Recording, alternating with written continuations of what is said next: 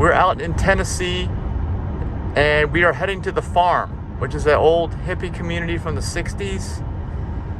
They're open, so we're going to take a look around there. They're in Somerville. Right now we're in Mount Pleasant, but we'll be there in 20 minutes, it says. All right, this is Summertown. Not all that much here. It says the farm. There's a sign right there.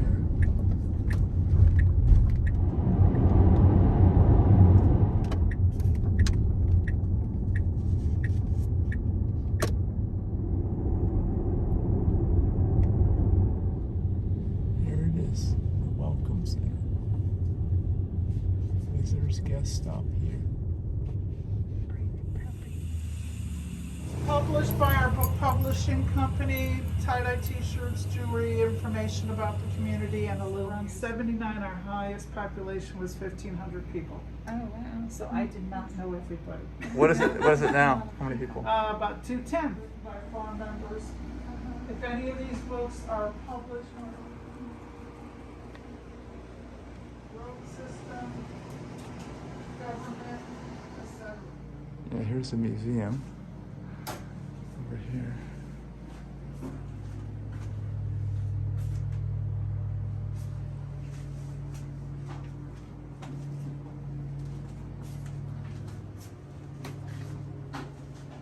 $1976.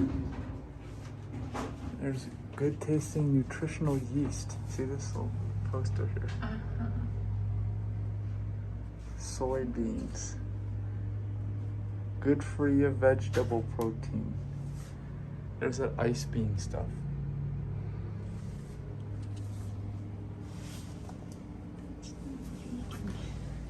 Oh yeah.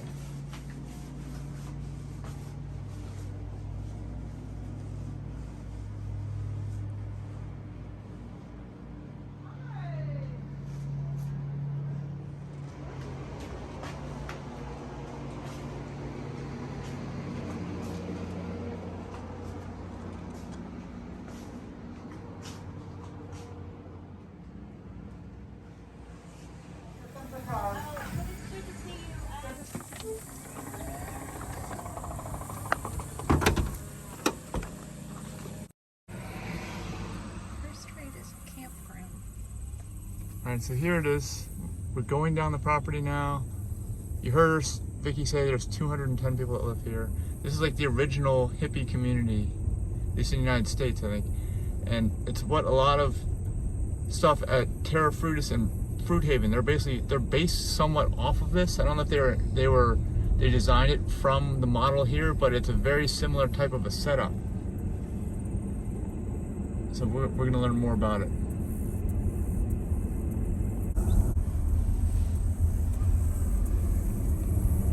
I think, did Vicky say they have their own water system and they have their own electrics? I don't see any electric lines here. They have actual roads here up to this paved road.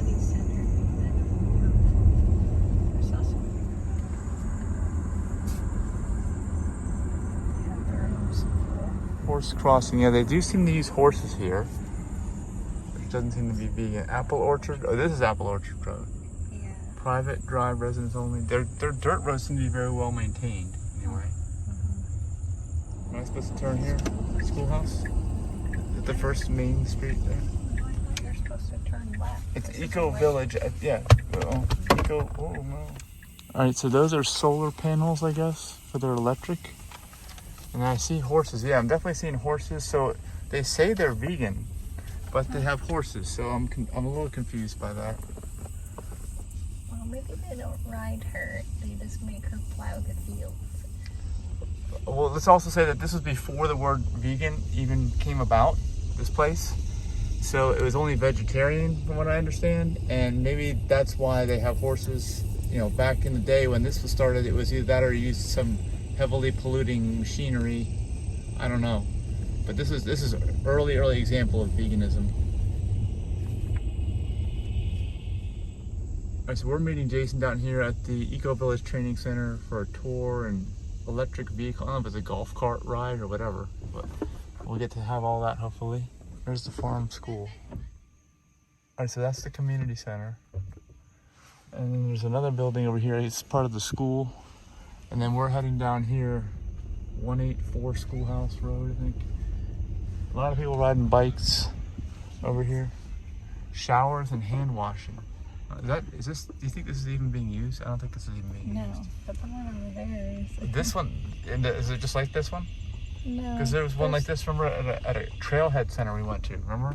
I We just saw saw that? the building marked dorms and bathrooms. It looked like it was. Oh, like a regular building.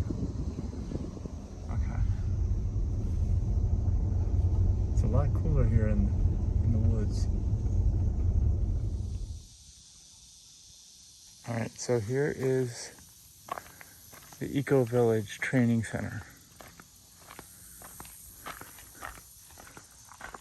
That's got some solar. 5,000 gallon rainwater.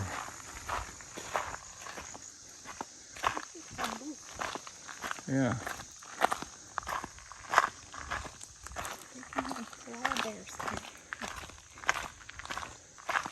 Might be Jason down Kind of there. our first level of how the community got settled. All right, this is Jason. Yeah. Right? Yeah. How familiar you are with the history of the farm and how this community got started. Not too familiar. Stephen Gaskin was giving these free lectures on Monday nights. That's one of the original They school spent a buses. good part of a year going on this tour and talking to folks, and in that time formed the community. Houses. That's what they started doing, was getting jobs. They tore down the house. They brought home every fair. Was in Knoxville, Tennessee. Yeah. And It's a postal. these were brought to the World's Fair by the hippies here from Global Village There's Technology. some more buses.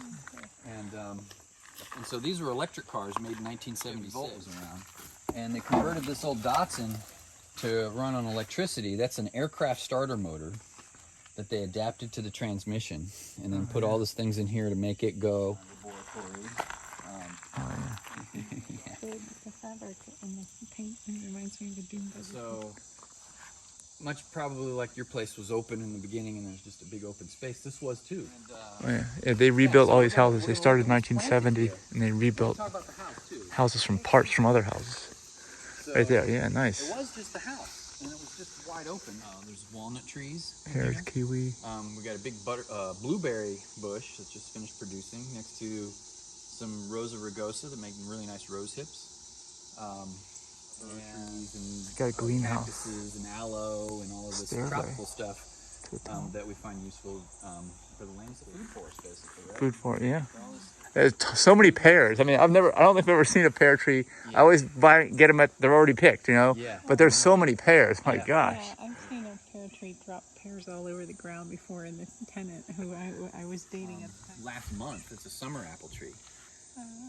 And then this apple tree, before that, these were in July. This is a big Granny Smith apple tree. It's already shed its leaves. It's done. It gets. I gotta decide if we're gonna look on a lime-based plaster, plastered over bamboo lath. So Okay. we grow all the bamboo here. May or may not have had the recipe right that day. Yeah, so that's what it looks like before the plaster. This is after the plaster. Yeah, so we got something, this is where the plaster can hang on to, like that. Yeah. And so we put a fire in that belly, and it's surrounded by a 330-gallon water jacket that pumps that hot water under the ground into the floors. An unfinished portion. All right, so yeah, here's the wall, 1 foot thick on the outside wall. Walls were thick in Spain too. That's how they Are keep they? the building cool and Oh yeah, see all this insulation. Yeah, it's sprayed in, everything. Oh, neat. I love the bottles in the wall. So yeah, this is you put on a form and you build your structure of your wall that's holding up your roof already. Right. So the outside wall is structural, the inside wall isn't. It's just there to hold the framing Okay. of the plywood that you're. So it's a double wall then. So it's a double wall. Okay, Yeah, you all right. build two walls, right? And then in between them, you put your plywood form, and the straw that's been coated in clay slip goes up from above, and it gets packed in. This part's packed in a little too tight.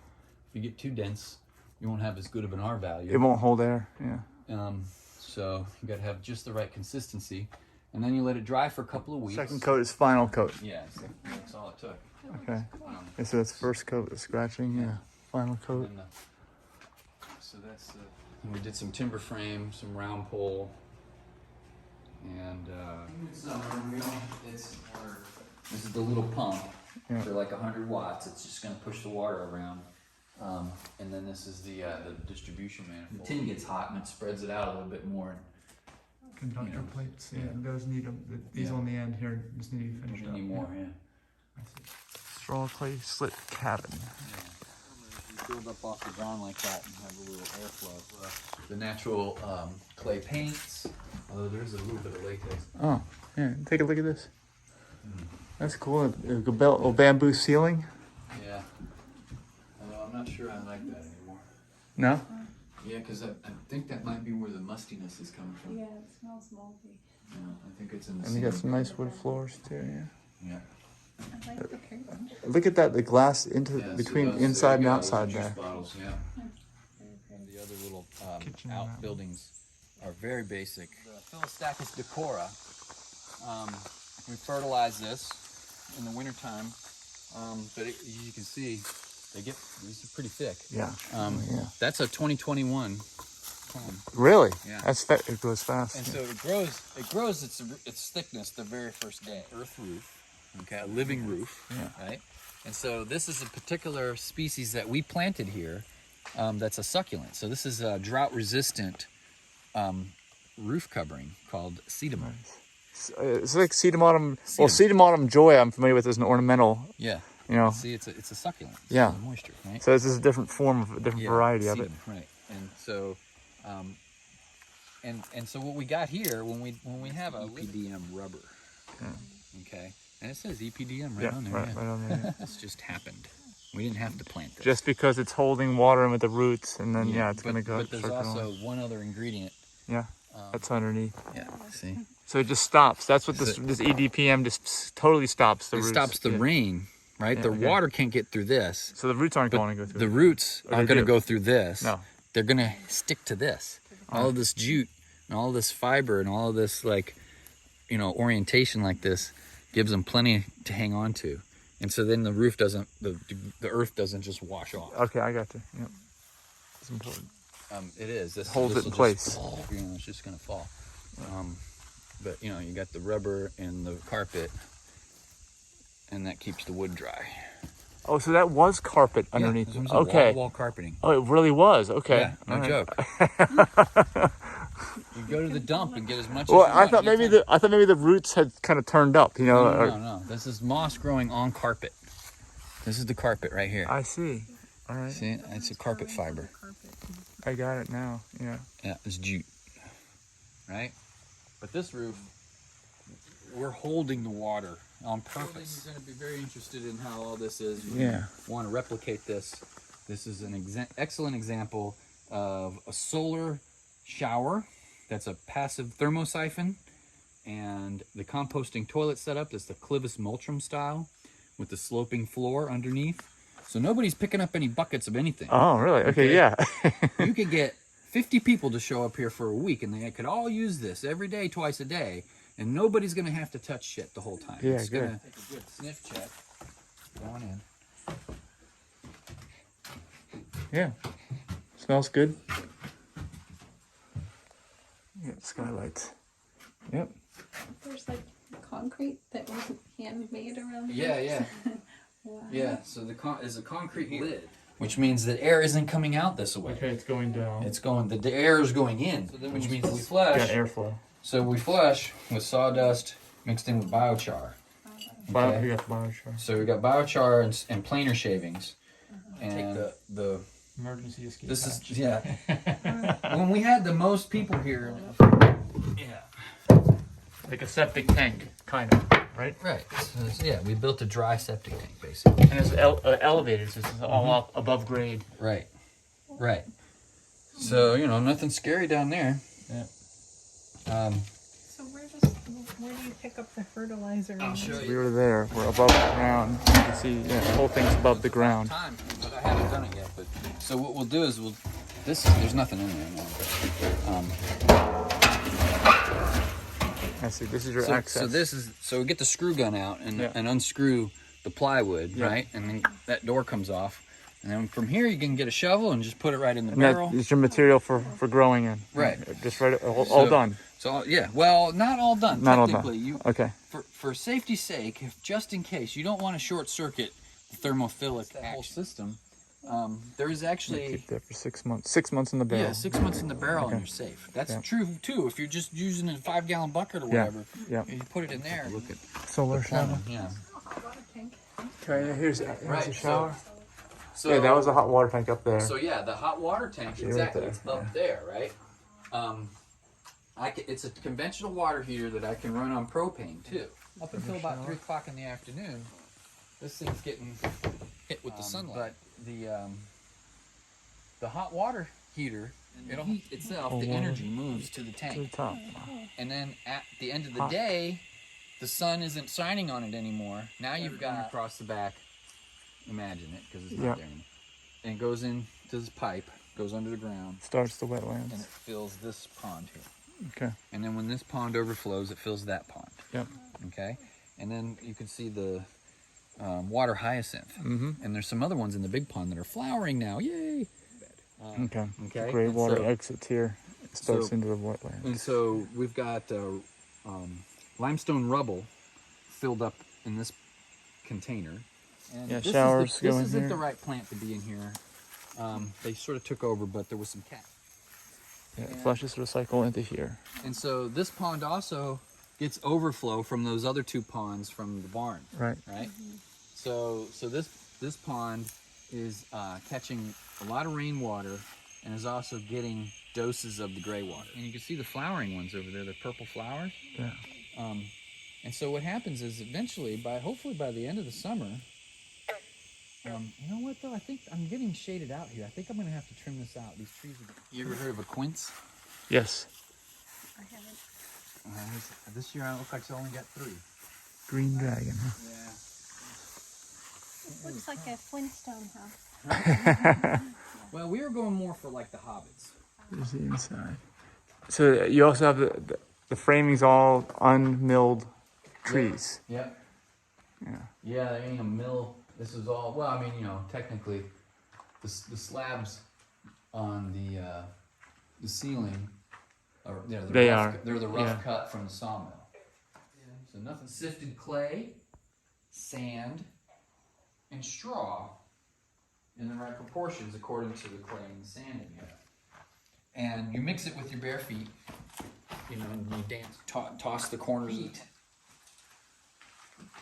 Like The a gases whole have to escape through a chimney, right? But the chimney in this doesn't go straight up and out the roof, All right. where all that is still hot at the top. The chimney goes back and forth through this whole structure.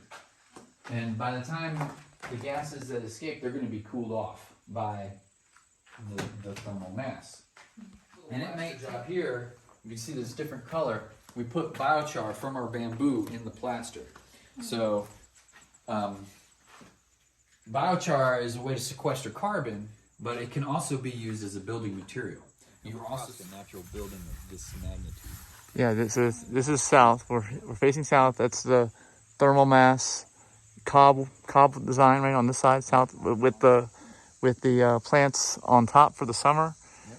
Low angle sun in the winter hits that wall, and then the other side is insulated with straw bales on the north side. This looks concrete. And so much like you were saying, right over there they got a place to poop and a place to shower. There's a kitchen up the hill somewhere. So therefore, we didn't put all those into the little places. Right. This is just your private space. Yeah. And so this is a really good example of our earth roof, because this one's in the shade more, right? But it's still growing. But it's still growing good. So this just is our wild bamboo grass. See the roots, they come all the way through the carpet. Yeah. And then the rubber, there's nothing coming through there. That's totally dry. And then it's totally dry, and it's protecting. Now we got this piece of carpet protecting the rubber from the rough wood. It's totally dry down And there. so that's too. dry as a bone. Yeah. And so this is a big strong girder holding it up. It's Yeah. not just a flimsy 2x4. Yeah. Get down here with the broom. So yeah, it's musty in here too, because nobody's been in here in a while. And we're just letting the moisture just come right in, basically. Oh. That's not sealed up good. But this is how the best way to get the air conditioning is. So you saw the carpet and the rubber, right? You don't have to use wood necessarily. These are just saplings and reeds, and so there's a little bit more percolation of the cool. And the idea is, yeah, And you top really trying walls. to heat and cool a whole lot in here. It was solid. The sawmill from the Amish and This is the Elfin Nook. yeah. Load in this building. This is an example of how to build a house if you don't have trees to work with. All right. We still had the stone from the creek. This is a straw bale wall with a natural earth and plaster. Yeah. Let's see. And a Here's- bamboo roof. All right, guys. And it's just bamboo, no center post, assembled as a ring on top of the straw. Oh, outside. We don't see it here. Well, no, it's on top. It's in between. You can see it over the doorway. Oh, I see. Right Yeah. around, all Yeah. around the perimeter. You Right, said, around the okay. perimeter on top. Yeah. Okay. And This a lot is more much open more room. open. Yeah. Right. Open. Next amount of wall footage. Yeah. Yeah. There's the blueberries. So yeah, we got raspberry. See, it's taller where the plants are, and then it's a little shallow section. And like, basically, it's a way for when it rains for the hill, the swales catch the water, and then you plant something along the high side. Okay, so Right, you got the it's fence. Just me, right? Okay, huh? It's just me. It is. Okay. Normally there'd be like 10 people trying to run the place in the evenings. And then she's pretty skittish. Do you want to go for a ride? Come on. She's 13 and a half. Yeah. Bamboo. Okay, we ready? Yep. All right. We're ready to go. On. Whoa. Holding on. Yeah. Yeah. The force is the opposite way.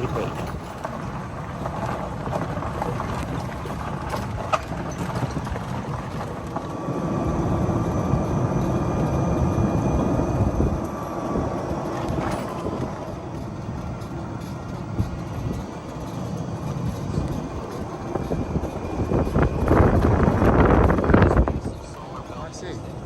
Nice. That passive solar building.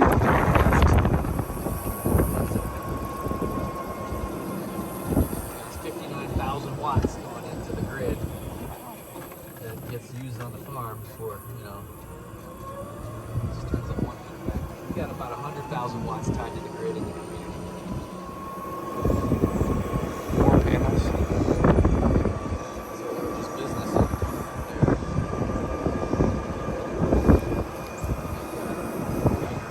It's 40,000 gallons of well water. It's distributed to well over 100 places. So some of the things they did back in the day didn't work. Teach basically natural north. Yeah, like Pennsylvania. Where I'm Right. from. But then when we got so they're making wine, they got the elderberries and muscadines and then over here is chestnuts.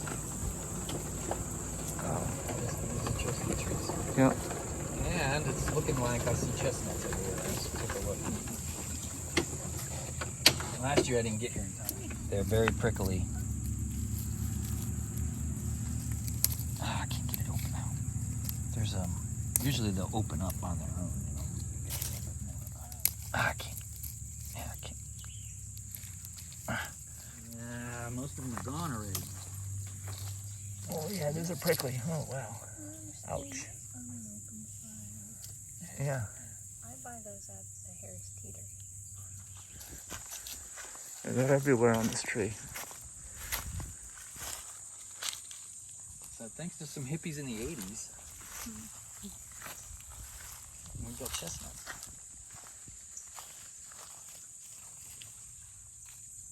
I just hadn't made it over here. Yeah, this just loaded. Oh yeah. We've got a lot of wild persimmon. Yeah. Yeah. All over that tree. Yeah. Is that a fruit or not? I'm not familiar. They won't persimmons. They won't taste good until November. Put one that's not ripe in your mouth. Oh my God! Come on, run over. Come on, get in. These are an invasive Berries? species. It's invasive. Okay. This is the privet. The birds plant this everywhere. Uh huh. It can take over real bad, but they're called autumn olives. Autumn is right around the corner, and I mean it's a lot of pit. Yes. It's a lot of pit, but It's they're not- stringent. Autumn olives.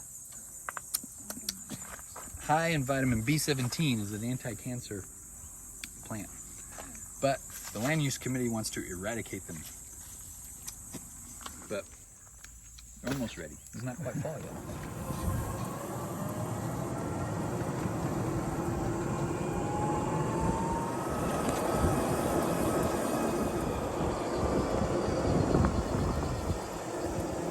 So the 20 different businesses here. This is their town. This is what they designed and put in. You can see they got the guy with the mulch over here. We've been weeding and dealing with the little fences. And there's, I don't even know what all they got. There's everything in here is considered non-invasive or native because it's too much sun. Dependent on you, so it's not like you got to go around and water them. Oh, and then you get the passion fruit taking over that. Looks like it's a pear tree, an apple tree maybe. An area over there. I see, yeah. Okay, and it's a 1 acre fenced in area that is a very fertile patch of ground.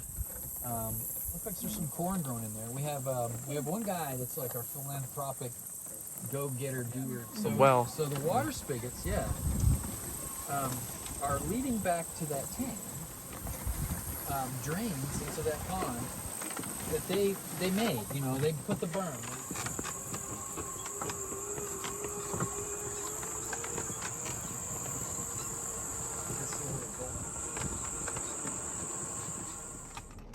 All right, that's a tour of the farm. I guess it's this whole area of green. And some of the fields for the food forest. Like 1,800 plus acres of land. He said 5,000. 5,000? About 5 square miles. Okay, yeah, all this land in here, I guess. That's a huge, and you can see how far it is from Nashville. It's gonna take us an hour to get there. So, okay, so that's the pond. Yeah. Right there, Yeah, it's here. going down, yeah. And so that leads under us and comes out over here. This whole, you know, we're sitting on basically A berm, a 10-foot berm. yeah. A dam A almost, yeah. dam, right? That tank being as high as it is, it sends water by gravity to those spigots and we can water the crops. Oh, yeah.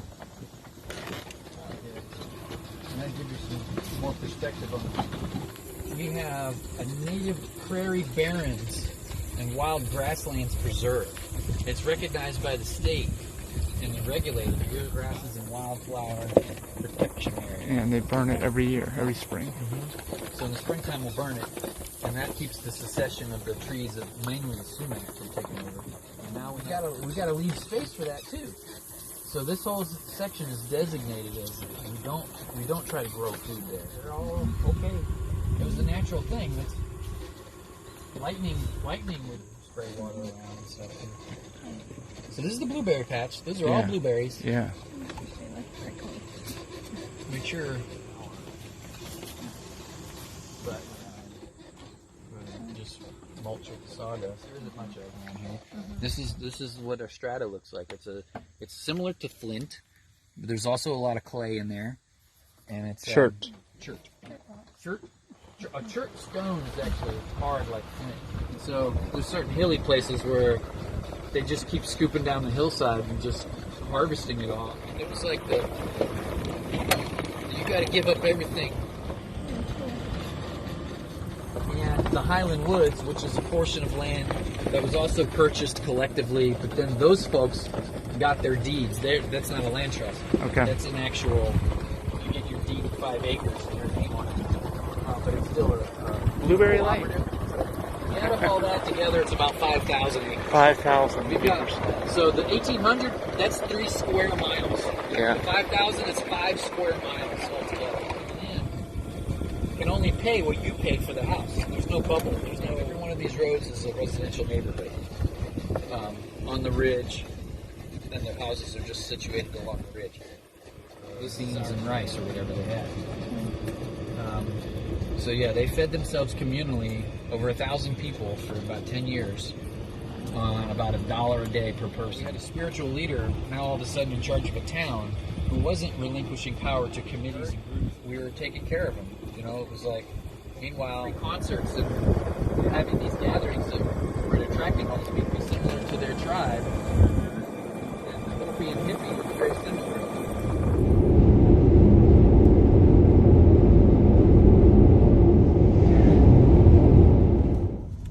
All right, this is supercharged number 2000 and something. Who knows what? And oh man, it's busy here. Oh wow, gosh. And they're all busy. There's not that much going on around Nashville, so gotta take what we can get.